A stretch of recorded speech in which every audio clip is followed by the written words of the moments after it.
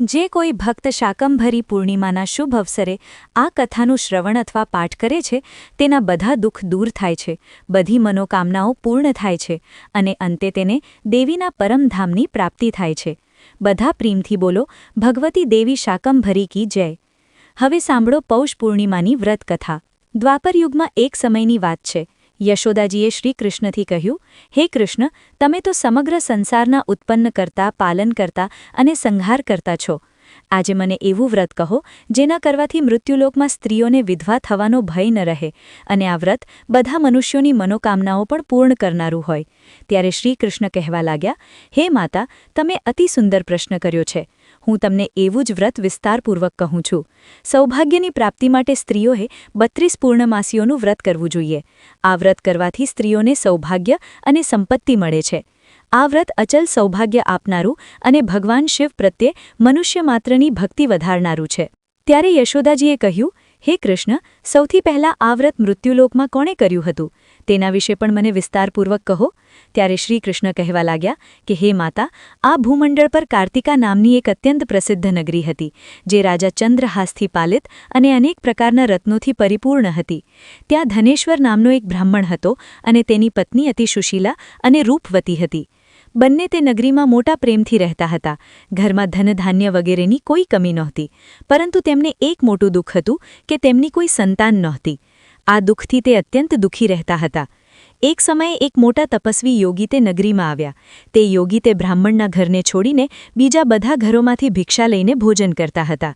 એક દિવસ તે યોગી રૂપવતી પાસેથી ભિક્ષા ન લઈને કોઈ બીજા ઘરેથી ભિક્ષા લઈને ગંગા કિનારે જઈને ભિક્ષામાં મળેલા અન્નને પ્રેમપૂર્વક ખાઈ રહ્યા હતા કે ધનેશ્વરે યોગીનું આ બધું કાર્ય કોઈ રીતે જોઈ લીધું.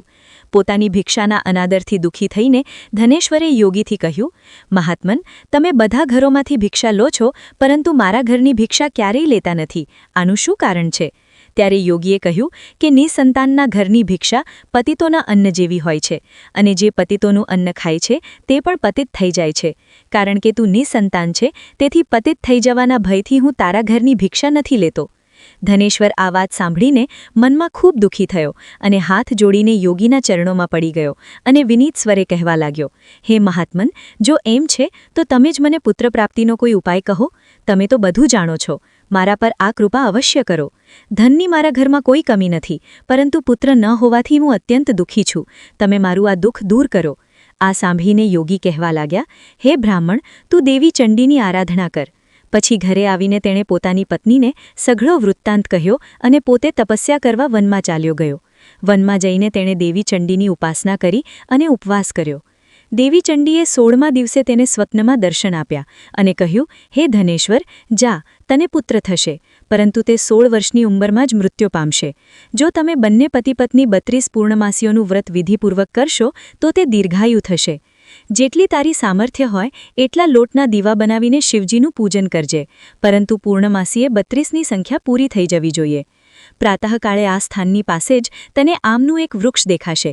તેના પર ચઢીને તું એક ફળ તોડીને ઝડપથી પોતાના ઘરે ચાલ્યો જજે અને પોતાની પત્નીને સભળો વૃત્તાંત કહેજે.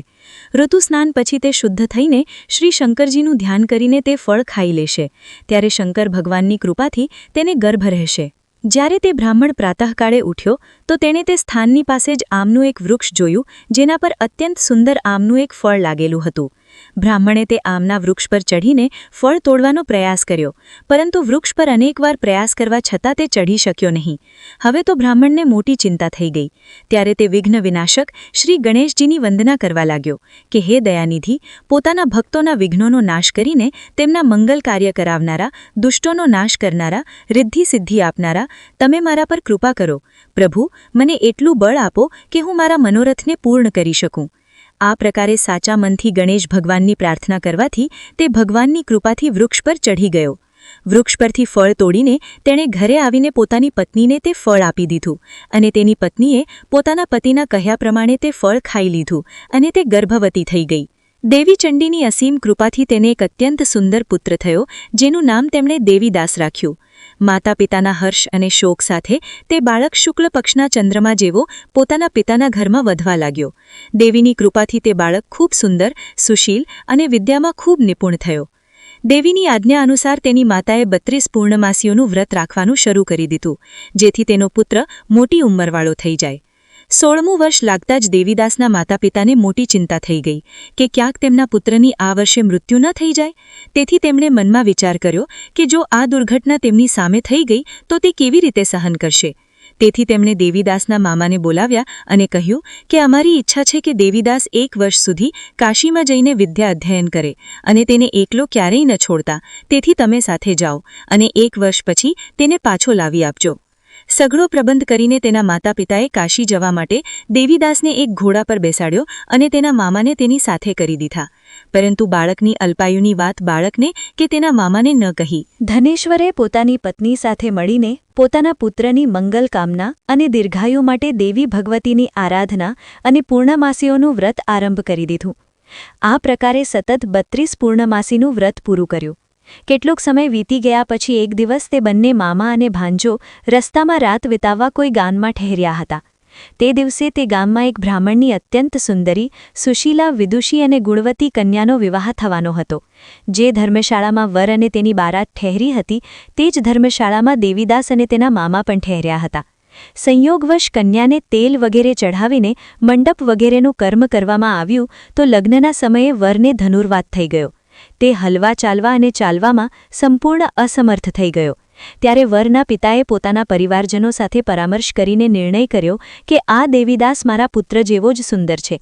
હું તેની સાથે જ લગ્ન કરાવી દઉં અને પછી વિવાહના બધા કાર્ય મારા પુત્ર સાથે થઈ જશે.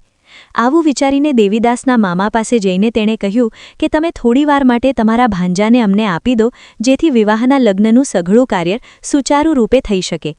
ત્યારે તેના મામાએ કહ્યું કે જે કંઈ મધુપર્ક વગેરે કન્યાદાનના સમયે વરને મળે તે બધું અમને આપી દેવામાં આવે તો મારો ભાંજો આ બારાતનો દુલ્હો બની જશે. આ વાત વરના પિતાએ સ્વીકાર કરી લીધી અને ત્યારે મામાએ પોતાનો ભાંજો વર બનવા મોકલી દીધો અને તેની સાથે વિવાહના બધા કાર્ય રાત્રે વિધિપૂર્વક પૂર્ણ થઈ ગયા. પત્ની સાથે તે ભોજન ન કરી શક્યો. દુઃખી મનથી તે વિચારવા લાગ્યો કે ન જાણે કેવી સ્ત્રી હશે. તે એકાંતમાં આ જ વિચારમાં પડ્યો હતો કે તેની આંખોમાં આંસુ પણ આવી ગયા. ત્યારે તેની પત્નીએ પૂછ્યું કે શું વાત છે, તમે આટલા ઉદાસીન અને દુઃખી કેમ થઈ રહ્યા છો? ત્યારે તેણે તે બધી વાતો જે વરના પિતા અને તેના મામા વચ્ચે થઈ હતી તે વધુને કહી દીધી. ત્યારે તે વધુ કહેવા લાગી કે આ બ્રહ્મ વિવાહની વિરુદ્ધ કેવી રીતે થઈ શકે? દેવ, બ્રાહ્મણ અને અગ્નિ સામે મેં તમને જ મારા પતિ બનાવ્યા છે, તેથી તમે જ મારા પતિ છો. હું તમારી જ પત્ની રહીશ, કોઈ બીજાની બિલકુલ નહીં. ત્યારે દેવીદાસે કહ્યું કે એમ ન કરો, કારણ કે મારી ઉંમર ખૂબ ઓછી છે. મારા મરી જવા પછી તમારી શું ગતિ થશે તે વાતને સારી રીતે વિચારી લો. પરંતુ તે વધુ દ્રઢ વિચારવાળી હતી. તેણે કહ્યું કે જે તમારી ગતિ થશે તે જ મારી પણ થશે. હે સ્વામી, તમે ઉઠો અને ભોજન કરો. તમે નિશ્ચિત ભૂખ્યા હશો. ત્યારે દેવીદાસ અને તેની પત્નીએ મળીને ભોજન કર્યું અને રાત્રે તે સૂઈ ગયા. પ્રાતઃકાળે દેવીદાસે પોતાની પત્નીને 3 નગોથી જડેલી એક અંગૂઠી અને એક રૂમાલ આપ્યો અને કહ્યું, પ્રિય, આને સંકેત સમજીને રાખજે અને શાંત રહેજે.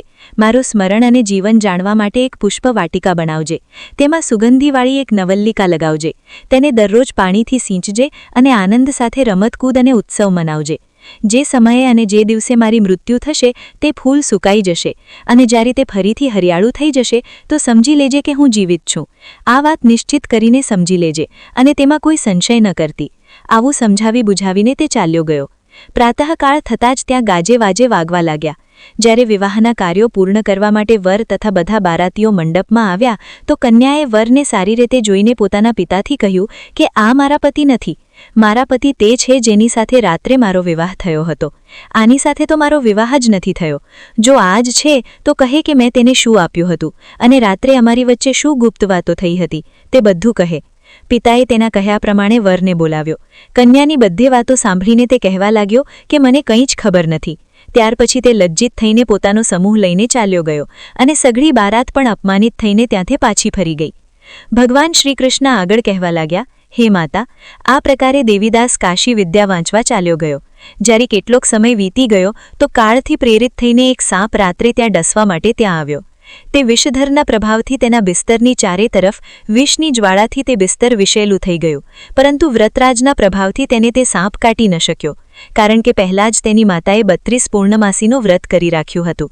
ત્યાર પછી મધ્યાહનના સમયે સ્વયં કાળ ત્યાં આવ્યો અને તેના શરીરમાંથી તેના પ્રાણો કાઢવાનો પ્રયાસ કરવા લાગ્યો.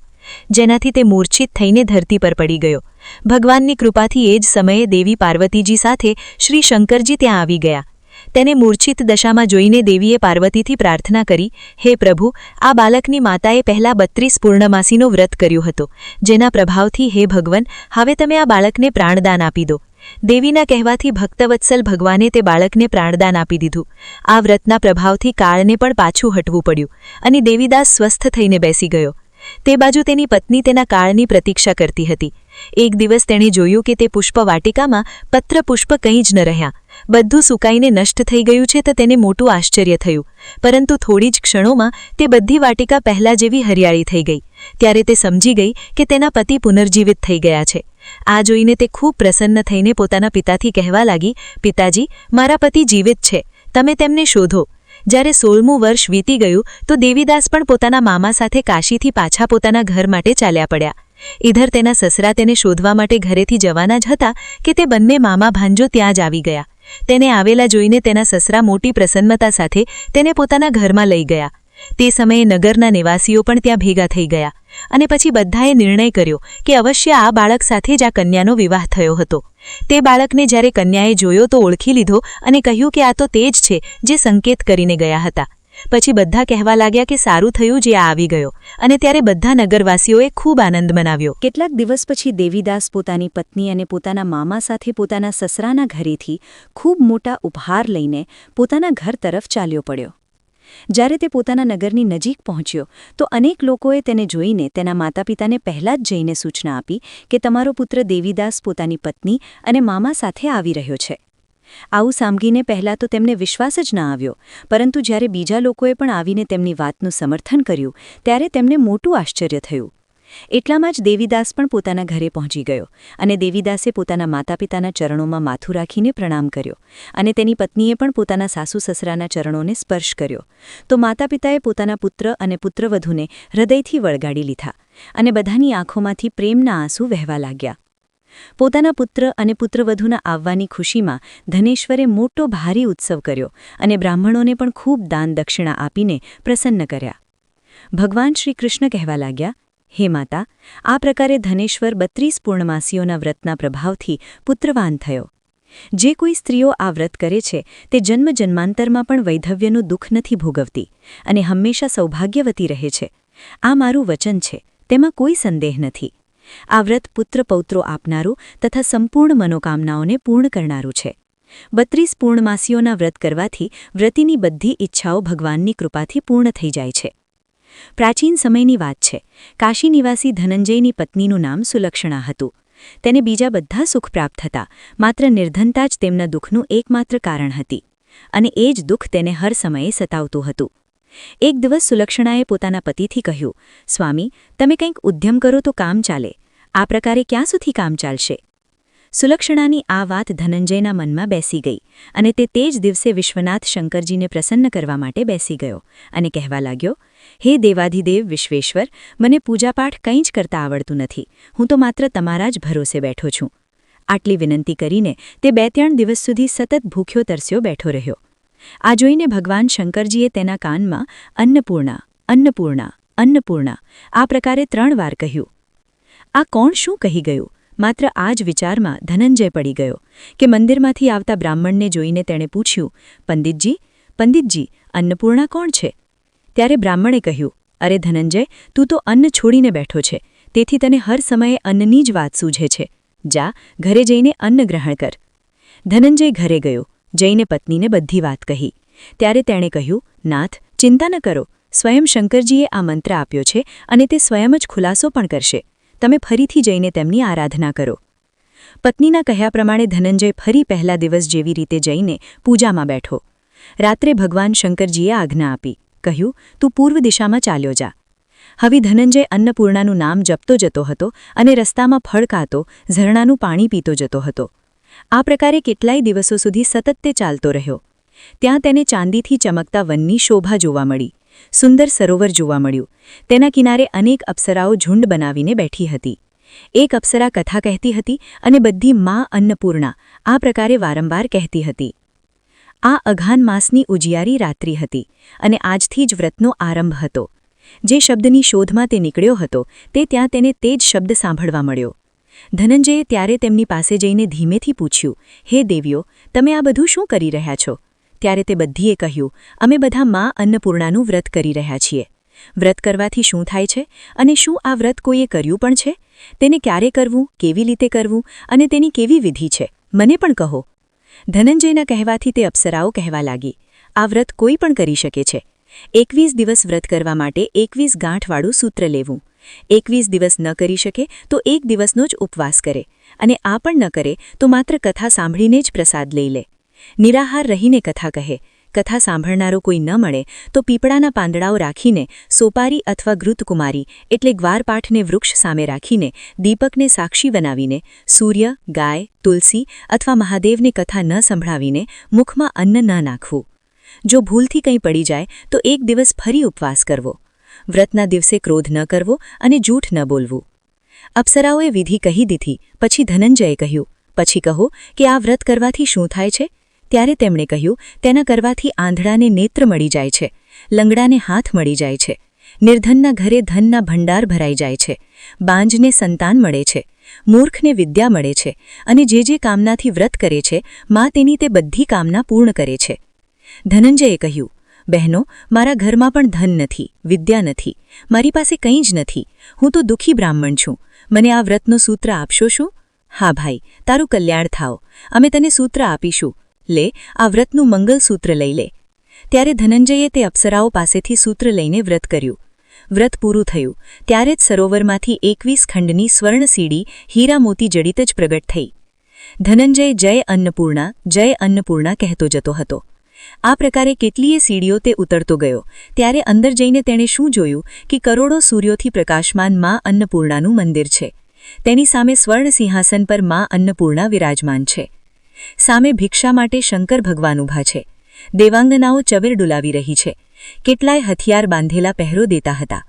ધનંજય દોડીને માં જગદંબાના ચરણોમાં પડી ગયો. દેવીએ તેના મનનું દુઃખ જાણી લીધું. ધનંજય હાથ જોડીને કહેવા લાગ્યો, માતા, તમે તો અંતર્યામિની છો, તમને હું મારી દશા શું કહું, તમે તો બધું જાણો છો. ત્યારે માતાએ કહ્યું, તે મારું વ્રત કર્યું છે, જા, સંસાર તારું સત્કાર કરશે.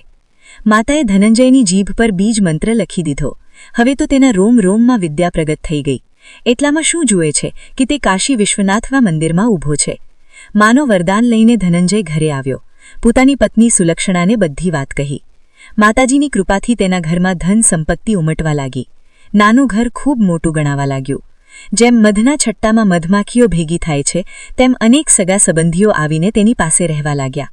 કહેવા લાગ્યા કે આટલું ધન અને આટલું મોટું ઘર, સુંદર સંતાન નથી તો આ કમાણીને કોણ ભોગવશે?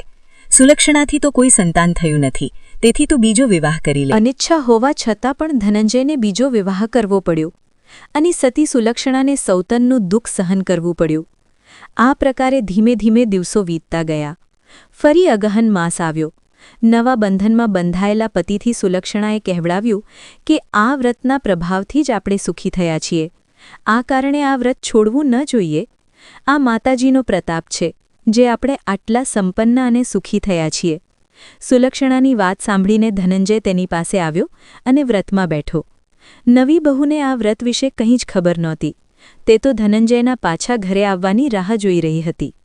દિવસો વીતતા ગયા અને વ્રત પૂરું થવામાં માત્ર 3 દિવસ બાકી હતા કે ત્યારે જ નવી બહુને ખબર પડી ગઈ. તેના મનમાં ઈર્ષ્યાની જ્વાળા દહેકી રહી હતી. તે સુલક્ષણાના ઘરે આવી ધમકી અને તેણે ત્યાં ભગદડ મચાવી અને ક્રોધથી મારીને ધનંજયને પોતાની સાથે લઈ ગઈ. નવા ઘરમાં ધનંજયને થોડીવાર માટે નિદ્રાએ આવી દબાવ્યો. તે ઊંડી નીંદર સૂઈ ગયો અને ઠીક તે જ સમયે નવી બહુએ તેનો વ્રતનો સૂત્ર તોડીને આગમાં નાખી દીધો. હવે તો માતાજીનો કોપ જાગી ગયો. ઇધર માતા ક્રોધિત થઈ અને ઉધર તેના ઘરમાં અચાનક આગ લાગી ગઈ. બધું જ જળીને રાખ થઈ ગયું. સુલક્ષણાએ જાણી લીધું અને પતિને ફરી પોતાના ઘરે લાવી લીધો. નવી બહુ રૂસીને પોતાના પિતાના ઘરે જઈને બેઠી. પતિને પરમેશ્વર માનનારી સુલક્ષણાએ કહ્યું, નાથ, ગભરાશો નહીં, માતાજીની કૃપા અલૌકિક છે. પુત્ર કુપુત્ર થઈ જાય છે, પરંતુ માતા ક્યારેય કુમાતા નથી થતી. તેથી તમે શ્રદ્ધા અને ભક્તિથી આરાધના શરૂ કરો. તે અવશ્ય આપણું કલ્યાણ કરશે. ધનંજય ફરી માતાની પાછળ પડી ગયો. ફરી તે જ સરોવર, સીડી પ્રગટ થઈ અને તેમાં તે મા અન્નપૂર્ણા કહેતો ઉતરી ગયો. ત્યાં જઈને માતાના ચરણોમાં કરુણ વિલાપ કરવા લાગ્યો. માતા પ્રસન્ન થઈને કહી, "આ મારી સ્વર્ણની મૂર્તિ લે, તેની પૂજા કર. તું ભરી સુખી થઈ જશે. જા, તને મારો આશીર્વાદ છે. તારી પત્ની સુલક્ષણાએ શ્રદ્ધાથી મારું વ્રત કર્યું છે, તેને મેં પુત્રનો વરદાન આપ્યો છે." ધનંજયે આંખો ખોલી તો પોતાને કાશી વિશ્વનાથના મંદિરમાં ઊભેલો જોયો. ત્યાંથી ફરી તે જ પ્રકારે તે ઘરે આવ્યો. ઇધર સુલક્ષણા ગર્ભવતી થઈ અને 9 મહિના પૂરા થતાં જ તેની પાસે પુત્રનો જન્મ થયો. ગામમાં આશ્ચર્યની લહેર દોડી પડી. હવે તો ગામમાં જેની કોઈ પણ કામના હોય તે મનવતી માંગવા લાગ્યો અને આ પ્રકારે બધા લોકોને મનોકામનાઓ પૂર્ણ થવા લાગી. આ પ્રકારે તે જ ગામના નિસંતાન શેઠને પુત્ર થવાથી તેણે માતા અન્નપૂર્ણાનું મંદિર બનાવી દીધું. તેમાં માતાજી ધૂમધામથી પધારી, યજ્ઞ થયો અને ધનંજયને મંદિરના આચાર્યનો પદ આપી દીધો. જીવિકા માટે મંદિરની દક્ષિણા અને રહેવા માટે મોટું સુંદર ભવન પણ આપ્યું. ધનંજય પત્ની અને પુત્ર સાથે ત્યાં સુખથી રહેવા લાગ્યો. માતાજીના ચઢાવામાં ભરપૂર આવક થવા લાગી. ઉધર નવી બહુના પિતાના ઘરે ડાકા પડ્યા, બધું લૂંટાઈ ગયું અને તેઓ ભીખ માંગીને પેટ ભરવા લાગ્યા. સુલક્ષણાએ જ્યારે આ સાંભળ્યું તો તેમને બોલાવવા મોકલ્યો અને તેમના આવવા પર તેમને અલગ ઘરમાં રાખી દીધા અને તેમના અન્ન વસ્ત્રનું પ્રબંધ પણ કરી દીધો. ધનંજય, સુલક્ષણા અને તેનું પુત્ર માતાજીની કૃપાથી આનંદથી રહેવા લાગ્યા. માતાજીએ જેમ તેમના ભંડાર ભર્યા તેમ બધાના ભંડાર ભર્યા. બધા પ્રેમથી બોલો, અન્નપૂર્ણા માતા કી જય.